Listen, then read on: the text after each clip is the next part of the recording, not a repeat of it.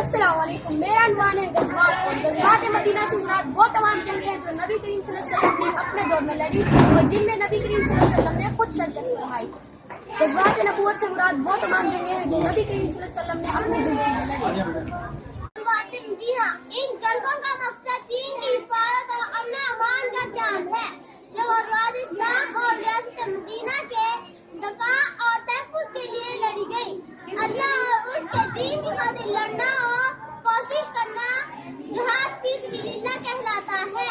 جہاد ایک اہم اسلامی فریضہ ہے. وجوہات: بقائے اسلام مدینہ کا حصہ ہونے کے باوجود اسلام کو پھیلانے اور اسلامی ریاست کی ترقی سے سخت پریشان تھے.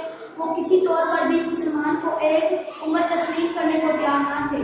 کفار مکہ نے یہودی قبائل اور دیگر مسلم غیر مسلم عرب کے قبائل کے ساتھ ساتھ بس کر کے مسلمانوں کے خلاف کئی جنگیں لڑی. ان میں غزوہ بدر، احد اور حنین نمایاں ہیں.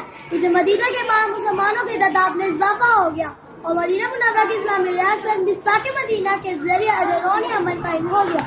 مشرکین کے لیے یہ بات ناقابل قبول تھی کہ مدینہ منورہ کی اسلامی ریاست مضبوط ہو اور پورے عالم میں اسلام پھیلے.